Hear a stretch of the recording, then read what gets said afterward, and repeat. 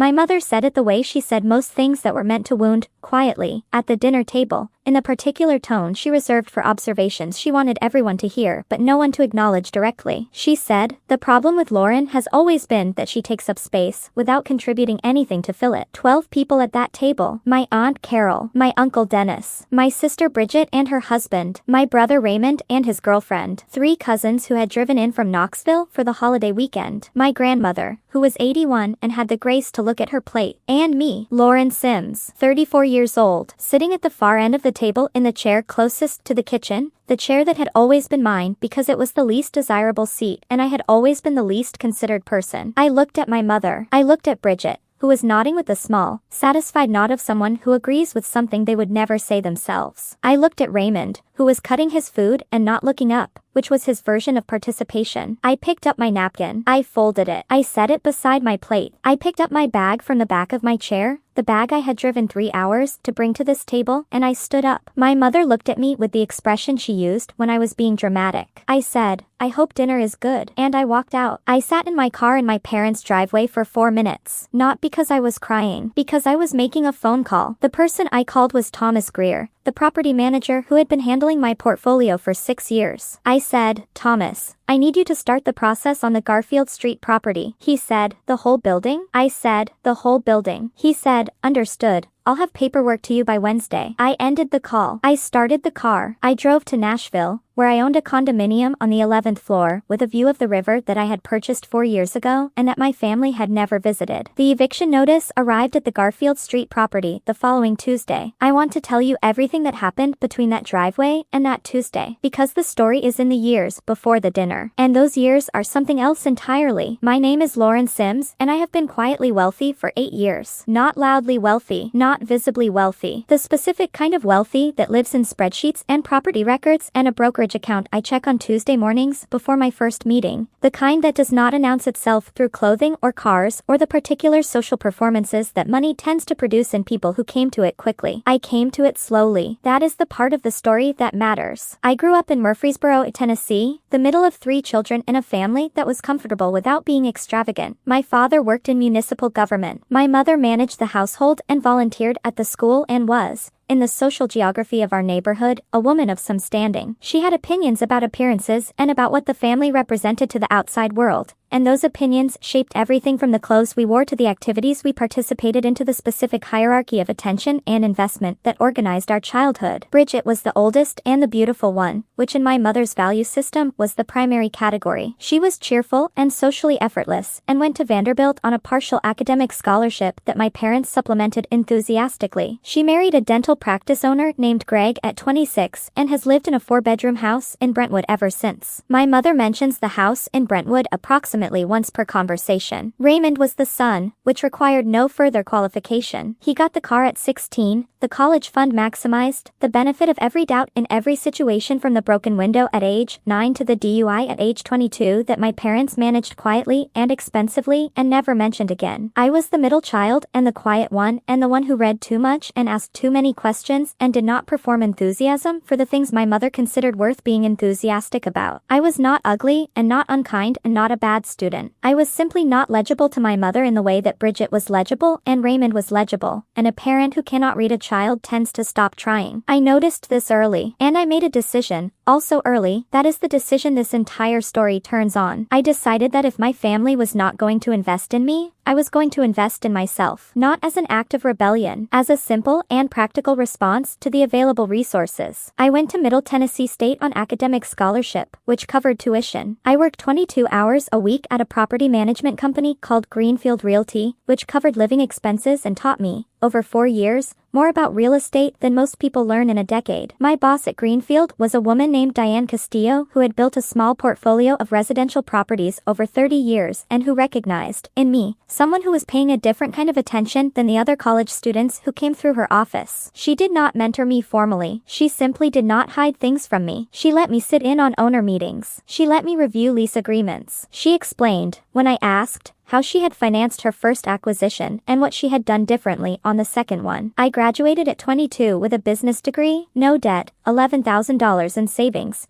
and a precise and functional understanding of how residential real estate investment worked at the small portfolio level. My family came to my graduation. My mother said the ceremony was long. My father took photographs. Bridget was 7 months pregnant and left early. Raymond did not come because he had a golf tournament. I moved to Nashville 2 weeks later. I took a position as a junior analyst at a commercial real estate firm called Holloway Partners. The salary was $41,000 a year, which was not impressive by Nashville standards, but was sufficient for my purposes because my purposes at that point were specific. I was not building a lifestyle. I was building a position. I lived in a one-bedroom apartment in East Nashville that cost $640 a month. I drove a 2009 Honda Civic that I had purchased for $7,000 cash. I cooked almost every meal I ate. I did not have cable. I had a Roth IRA that I maxed out every year and a high-yield savings account that I added to every month with the consistency of someone who understood that the distance between where she was and where she intended to be was a matter of arithmetic and patience. My family visited Nashville once in those first 3 years. My mother looked at my apartment and said, "This is very small, Lauren." I said, "It suits me." She said, "You could do more with the space if you had better furniture." I said, "I am saving the furniture budget for something else." She did not ask what. I bought my first property at 26, a 4-unit residential building on Garfield Street in Murfreesboro, 20 minutes from my parents' house, in a neighborhood that was undervalued relative to its fundamentals and that I had been tracking for 18 months. The building needed work. 2 of the 4 units had deferred maintenance that the previous owner had been managing with optimism rather than investment. The price reflected this. I paid $162,000, financed through a small business loan I had spent 4 months qualifying for, with a down payment of $38,000 that represented most of my liquid savings. I want to be honest about what that felt like. It felt terrifying in the specific way that correct decisions sometimes feel terrifying, like stepping off a ledge you have measured carefully and still cannot fully believe will hold you. It held me. I hired a contractor I had vetted through 3 references and 2 completed projects. I managed the renovation myself on evenings and weekends, not doing the physical work, but overseeing every decision and every timeline and every invoice with the attention of someone whose financial future was attached to the outcome. The renovation took 4 months and came in $1,100 under budget. I had all 4 units rented within 6 weeks of completion. Combined monthly rental income, $3,800. Monthly mortgage payment, $940. Net operating income, after management fees and maintenance reserves, approximately $2,400 per month. I was 26 years old and I had built a cash-flowing asset. I did not tell my family. This requires some explanation, because it was not an accident. I did not tell them deliberately, and the deliberateness was not about secrecy for its own sake. It was about something I had understood since childhood, which was that my family had a specific relationship to my achievements. When my achievements were visible and legible, a good grade, a scholarship, a promotion, the response was not pride exactly, but a kind of retroactive credit-taking. My mother would mention my scholarship in conversations where it reflected well on her investment in my education. She would describe my work ethic as something she had instilled. The achievement became, in the family's telling, evidence of their contribution. I did not want the Garfield Street building to become evidence of their contribution. It was mine. I had built it from savings they had not contributed to, with knowledge they had not given me, through work they had not witnessed. I wanted it to stay mine in every sense, including the narrative sense. So I kept it quiet. I told no one in my family. I used a property management company, Thomas Greer's firm, Greer Property Solutions, to handle tenant relations, maintenance coordination, and rent collection. The building's ownership was held through an LLC I had formed for the purpose, a clean and standard structure that Thomas managed on my behalf. The Garfield Street building existed. My family did not know it existed. Those 2 facts coexisted for 6 years without conflict, until the year my parents decided they needed to downsize. My parents had been in their house in Murfreesboro for 31 years. It was a 4-bedroom colonial that had been the right size when 3 children lived in it and had become, my mother felt,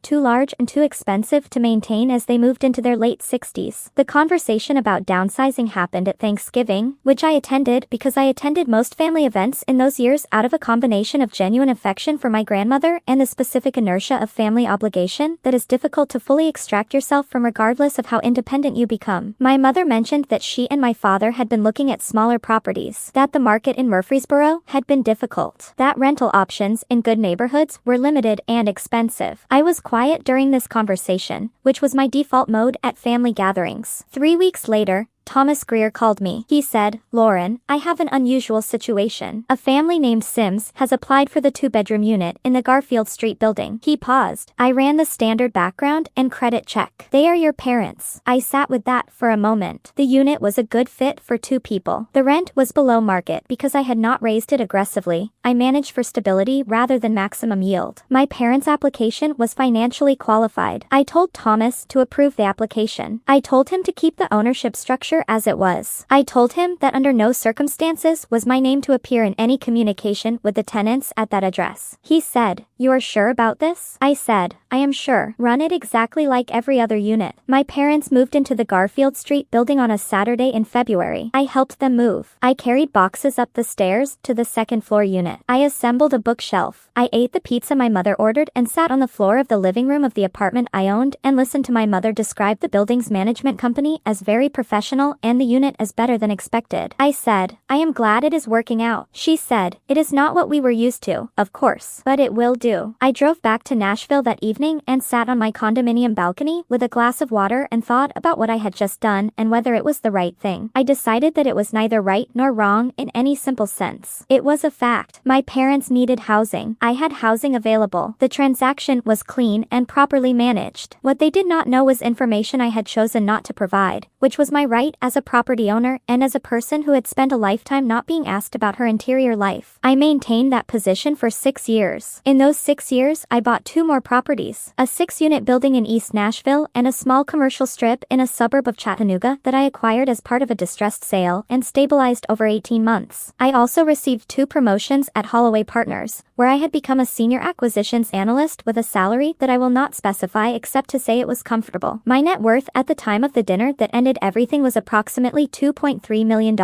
held across real estate equity, brokerage accounts, and the business checking account of my LLC. I drove the same Honda Civic until it had 140,000 miles on it and then replaced it with a used Lexus that I paid cash for. I wore the same work wardrobe for 4 years, updating pieces individually when necessary. I took 1 vacation per year, planned carefully, and enjoyed completely. My family's understanding of my financial situation was based on what they could see, which was a woman who drove a sensible car and lived modestly and worked in commercial real estate at a level they did not fully understand. My mother described my job to her friends as something in property, said with the vague tone of a woman whose other daughter was married to a dentist in Brentwood. I came home for Christmas and Thanksgiving and the occasional birthday. I brought good wine and reasonable gifts. I answered questions about my life with the specific economy of someone who has learned to be present without being fully legible. I listened to my brother's business ideas and my sister's home renovation updates and my mother's assessments of everyone's choices, including mine. Her assessments of mine were consistent. I was too quiet, too careful, too unwilling to take risks. This from a woman who did not know I had purchased 3 income-producing properties before the age of 32. Too focused on work at the expense of a social life. Too content with less than I deserved, which I understood to mean less than Bridget had,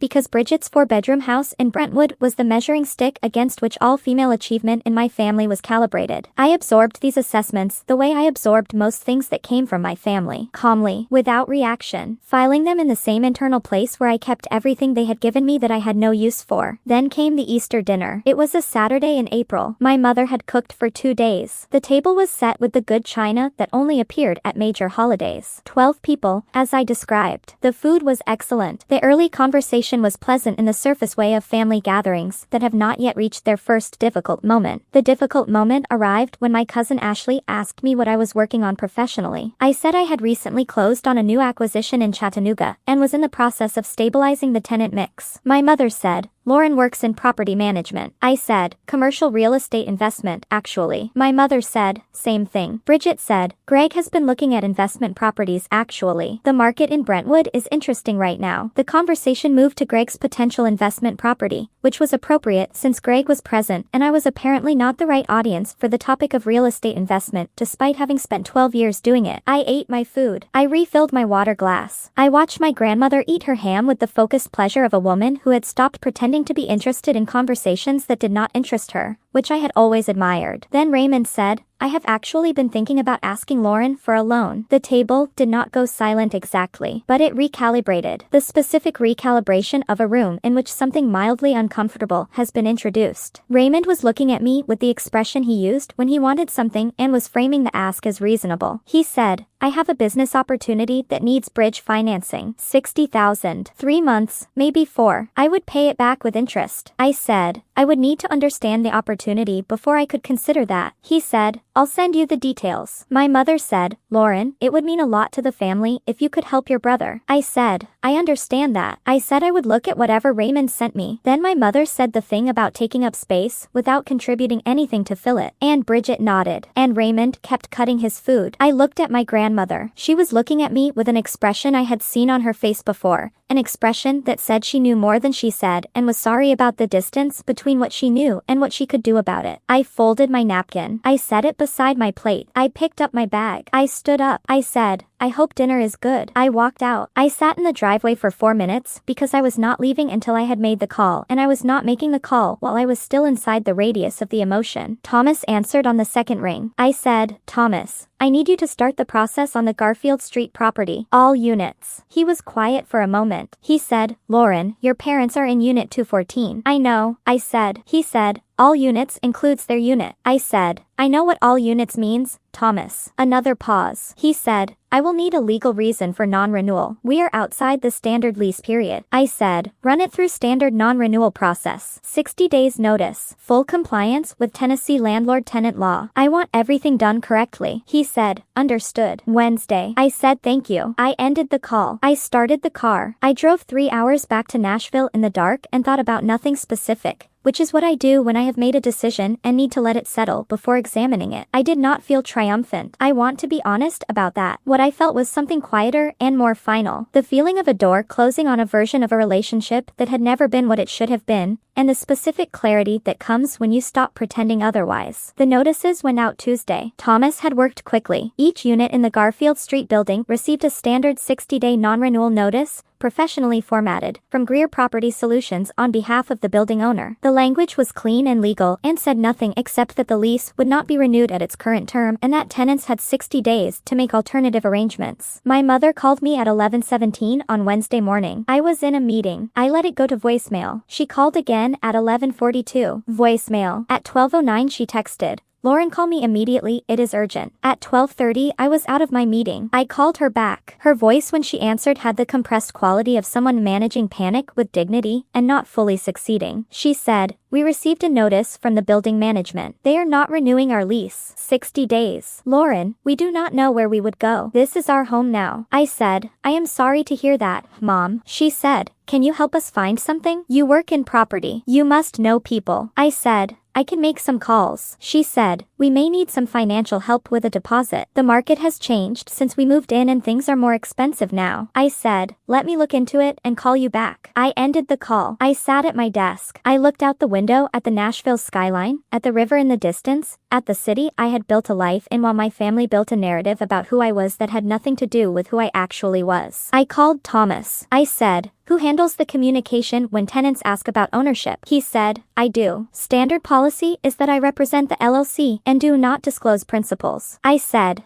I am going to change that policy for this building, effective immediately. He said, meaning? I said, meaning the next time anyone in that building asks who owns it, you give them my name. My mother called Thomas Greer on a Thursday afternoon, 3 days after receiving the notice, looking for information about the building owner. She wanted, she told him, to speak directly with whoever was in charge because she felt the non-renewal was a mistake and wanted to discuss it. Thomas gave her my name. She called me 47 seconds later. I answered. She did not speak for a moment. When she did, her voice had a quality I had never heard from her before. Not anger, not the managed disappointment she used as her primary register with me. Something rawer, something that sounded almost like the ground shifting. She said, Lauren, is this true? I said, yes. She said, you own the building. I said, I have owned it for 6 years. Silence. The kind that has weight. You have been our landlord, she said. Through the management company? Yes. For 6 years? Yes. Another silence. Longer. Why? She said finally. Why didn't you tell us? I thought about how to answer that. I had thought about it for years, actually. In the abstract way you think about conversations you are not sure will ever happen. I said, because it was mine. And because in this family, when something is mine, it tends to become a story about someone else. She made a sound, not quite a word. I said, Mom, I have been working in real estate investment for 12 years. I own 3 properties. I have a net worth that I will not tell you right now because it is not the point. The point is that I have been building something real for a long time and you have described my career to your friends as something in property, said like it was barely worth mentioning. I came to dinner on Saturday and you told 12 people that I take up space without contributing anything. I thought that was a good time to stop pretending. She was quiet for a long time, long enough that I checked to make sure the call had not dropped. Then she said, what happens to us now? I said, that depends on what happens between now and 60 days from now. Bridget called that evening at 7:22. Her voice was different from my mother's. Where my mother had been shocked into something genuine, Bridget had assembled herself. She came in managed and reasonable, the voice she used when she wanted something and was trying to engineer the conditions for receiving it. She said, Lauren, I think we all need to step back and look at this situation clearly. I said, I agree. She said, Mom and Dad are older. They are settled in that building. Whatever happened at dinner, and she paused here in a way that suggested the whatever was doing significant work, whatever happened does not need to affect their housing situation. I said, I agree with that too. She said, so you will reverse the notice. I said, I did not say that. A pause. Lauren. Bridget. I said her name the way I rarely said it, with the full weight of 34 years behind it. You nodded at that table. You have been nodding at that table my entire life. I am not asking you to apologize for 34 years. I am telling you that the conversation about Mom and Dad's housing is a conversation about facts and terms, not a conversation about whatever you are trying to manage right now. She was quiet. I said, I am willing to offer Mom and Dad a new lease, below market, as it has always been, with conditions. What conditions? She said carefully. That is a conversation I will have with them directly, I said, not through you. She did not call back that evening. Raymond called at 9:45, which was late enough that I suspected he had been working up to it. He did not open with management. He opened with something I had not expected. He said, Lauren, I owe you an apology. I was quiet. He said, I have treated you like a resource for a long time. The loan thing at dinner, that was not the first time. I know that. I said, no. It was not. He said, I did not know about the building. I want to be clear that I am not saying any of this because of the building. I am saying it because sitting in that house on Saturday and watching you walk out and then finding out the rest of it made me understand something I should have understood a long time ago. I listened. He said, you built something real. You built it without anyone's help and without anyone noticing. And we spent 30 years treating you like the one who hadn't figured it out yet. I said, yes, that is accurate. He said, I am sorry. I sat with that. Raymond was not a man who apologized. The words had the stiffness of something being done for the first time, like a muscle being used in a way it had not been used before. I said, thank you. I mean that. He said, what happens now? I said, I am working on that. I met with my parents at a coffee shop in Murfreesboro on a Saturday morning, 3 weeks after the notice. Thomas Greer joined us, because I wanted a professional present for what was effectively a lease negotiation and because his presence established the correct register for the conversation. My mother looked older than she had looked at the Easter dinner. Not dramatically, the specific way people look when something has reorganized their understanding of a situation they thought they knew. My father, who had been quieter than my mother throughout all of this, looked at me across the coffee shop table with an expression I had not seen on his face before. It was not shame exactly. It was the expression of a man who had been watching something from a distance for a long time and had finally understood what he was looking at. He said, I should have paid more attention. I said, yes, you should have. He nodded. He did not try to explain or contextualize. He just nodded, and I respected that. My mother said, I said something terrible at dinner. I said, you said several terrible things over several years. The dinner was one of them. She looked at her coffee. I know, she said. I said, I am not here to list them. I am here to talk about what comes next. Thomas walked them through the terms I had decided on. A new 12-month lease at the current below-market rate, renewable annually at my discretion. Standard tenant obligations, nothing changed. One addition, a clause that required annual acknowledgement of the ownership structure, meaning my parents would sign a document each year confirming they understood who their landlord was. My mother asked why the acknowledgement clause. I said, because I am done being invisible in my own life. You can live in my building building. You cannot pretend you do not know it is my building. She looked at me for a long moment. Then she said, that is fair. They signed the new lease that morning. Thomas witnessed it. We had coffee afterward, the four of us, in a conversation that was careful and honest and nothing like the conversations we had always had, which made it both uncomfortable and more real than anything we had managed in years. My mother asked, at the end, how I had learned to do all of it. The properties, the investing, the building of something without anyone's guidance. I said, Diane Castillo, the woman I worked for in college. She let me watch and she answered my questions. My mother said, I did not know about her. I said, there is a lot you did not know. We have time to change that if we want to. She looked at me with the expression of a woman who has arrived, late, at an understanding she should have had decades earlier. Not comfortable, not resolved, honest. She said, I would like to try. I said, so would I. It has been 14 months since that coffee shop. I will not tell you that everything is fixed, because that is not how families work and it is not how this story works. What I will tell you is that my mother calls me now the way she calls Bridget. Not always about something important, sometimes just to talk. She asks about the properties with genuine curiosity, not the dismissive tone of someone who finds the subject beneath their interest. Last month she asked me to explain how a cap rate worked and I spent 45 minutes on the phone explaining it, and she asked good questions. My father and I have had 3 conversations in 14 months that were more honest than anything we managed in the previous 34 years combined. He is not an expressive man, but he shows up differently now. He asks about my work. He remembers details I have mentioned and follows up on them. It is small, and it is real, and I am choosing to treat small and real as enough. Raymond sent me a business plan 2 months after the coffee shop meeting. A real one, detailed, researched, with financial projections that showed he had actually thought it through. I reviewed it. I gave him honest feedback, which included 3 significant problems and 2 genuine strengths. He revised it. He found a small business loan on his own. He did not ask me for money. I considered that progress. Bridget and I are civil. We are not close and I do not expect that to change, and I have reached the point where not expecting it is not the same as grieving it. She lives in her 4-bedroom house in Brentwood. I live in my condominium with the river view. Our mother mentions both of us now when she talks to her friends. The Garfield Street building continues to generate income. I have raised the rents on the other 3 units to current market rates as leases have renewed. My parents' unit remains below market because I have decided that is a choice I can make and a cost I can absorb, and because I am not interested in punishing them financially for the rest of their lives. What I was interested in was being seen, and I have been seen now, which changes the calculation entirely. The other 2 properties are performing well. I am looking at a 4th acquisition in Knoxville that has the same fundamental profile as Garfield Street did 8 years ago, undervalued relative to its bones, in a neighborhood that is moving in one direction. I drove past it last week on a Tuesday morning before my first meeting. I sat in the parking lot and looked at it the way I looked at Garfield Street the first time. The way you look at something you are about to build something on. I thought about a dinner table and a folded napkin and a 4-minute phone call in a driveway. Then I called Thomas Greer and told him I was ready to make an offer. If you are somewhere in America watching this tonight, drop your state in the comments. And if you have ever been the one they underestimated, the one they counted out before counting was even necessary, I want to hear from you, because this channel exists for you. Subscribe if you have not already. There are so many more stories where this one came from.